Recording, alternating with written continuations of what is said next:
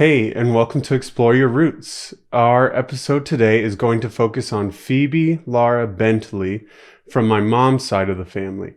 Like we've been doing in the past, we are going to run through her life and highlight who she was and what she did and the impact and legacy she had for us.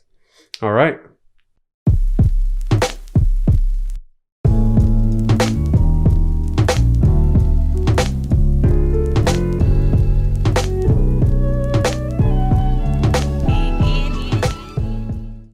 Okay, so in addition to the usual research on genealogy websites, the research behind this episode came from stories that my mom told me that she heard growing up and throughout her life, and also came from investigating stories about her children. So I am related to Phoebe Laura Bentley through my mom's side of the family, so my lineage to her begins with me, then through my mom, then my grandma Joan, then her father Mason, then his mother Emma, then we arrive at Phoebe Laura Bentley.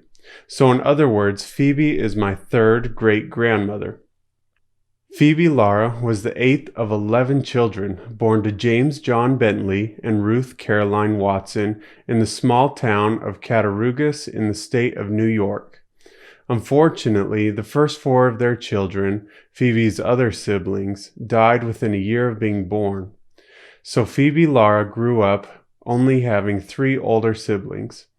Sometime shortly after Phoebe's birth, we know that her family moved to the town of Ellington nearby because they are listed living there in the 1850 census. Sometime in Phoebe's youth, she began to go by her middle name, Laura. We can see this because on the next census, the New York State Census in 1855, she is listed as Lara, and all subsequent records refer to her as Laura. Also, many written accounts that I read by people who knew her also refer to her as Lara. For the sake of consistency, I will continue to refer to her as Phoebe Laura or just Phoebe, but know that many people knew her also by just Lara. When Phoebe Laura was about 13 years old, she became and worked as a housekeeper for her mother's sister, Penelia, and her husband, Norman King.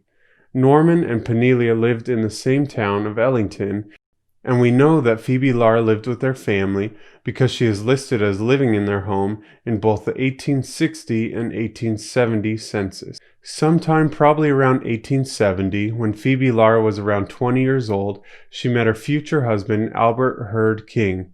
Okay, I have to make a side note here that Albert King, her future husband, and Norman King, her uncle, may have been related somehow, but more genealogy work needs to be done there. Anyway, Phoebe Laura and Albert King met and were married on May 14, 1871, when she was 24 years old.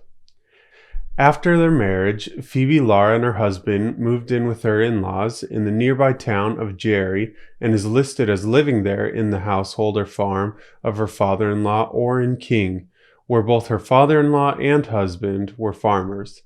They continued living there for many years to come and started to have children. So Phoebe Laura and Albert King had 3 children total. Blanche Ruth was the first child born in 1872. Then Mason Morton was born in 1874. And finally, Emma Lara, of whom I come through, was born in 1882. All 3 siblings lived to adulthood. In 1876, Phoebe Lara's father, James Bentley, passed away while leaving everything to his wife, Ruth. In 1883, Ruth then died and left the rest of her possessions and money to their children, which was the amount of about $400 back then, and in today's money that would be around $10,000. Sometime around 1885, Albert got excited and caught up in the lure of the West, so much so that he decided to move his family out to California. Not much information is known about the exact details, but rumors and accounts say that they moved to Barstow. Only about a year later, Albert and Phoebe went to Arizona, where something unknown must have happened and ensued, and Albert dropped and left Phoebe and their 3 children in Arizona and moved back to New York, leaving them to fend for themselves. It is recorded that they divorced officially in 1886. When in Arizona, Phoebe rented a house where she converted it to and ran a rooming and boarding house to support her family. In the 1900 census, she is stated as living there along with her youngest daughter, Emma Lara, who was then 18 years old. By this time, Phoebe's two oldest children had grown up and moved out.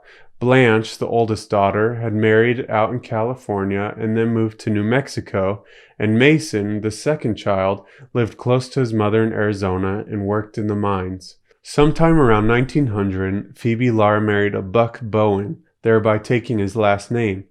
However, this marriage only lasted a short time and they separated, but she kept the Bowen last name. In the fall of 1900, when Emma, Phoebe Lara's youngest daughter, was old enough, she enrolled at Tempe Normal School, which is now Arizona State University as per recommendation by her Prescott School principal. So, both Emma and Phoebe moved to Tempe, and Phoebe was hired at another rooming and boarding house as a cook to help support her and Emma. Coincidentally, an Alma Davis and a group of fellows ran the rooming house, and when they hired Phoebe, Alma got to know her daughter, Lara, very well, and eventually they married. Phoebe Lara ran the boarding house, and it seemed as though she had a natural knack for that sort of thing. Many accounts talk of the fun and greatest times being at that boarding house.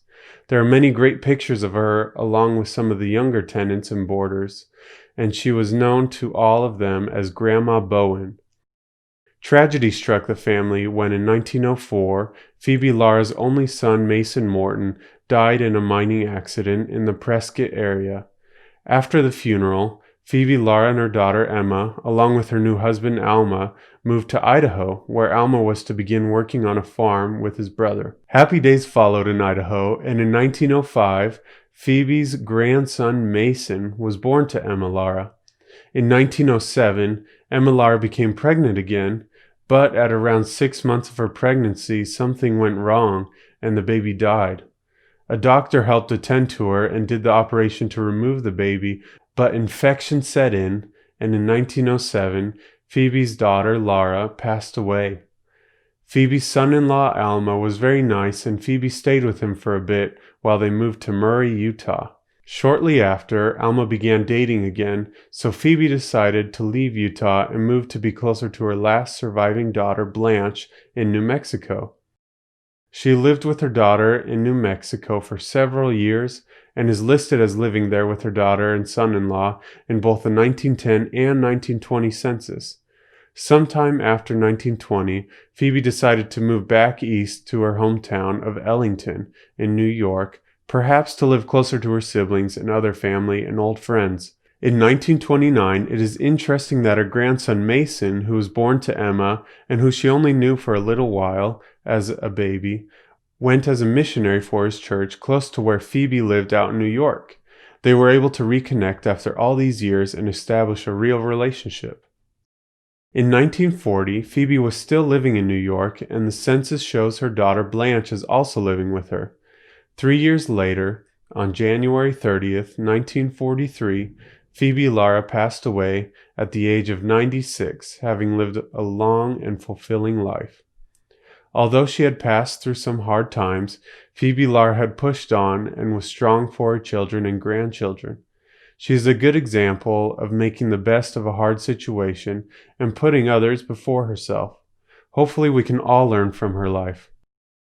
I hope you enjoyed this episode, and I encourage you all to learn more about your own ancestors and share the cool and awesome stories that you learn. And share and like our video, subscribe to our YouTube channel and our Apple Podcasts to learn more about history and other cool stories.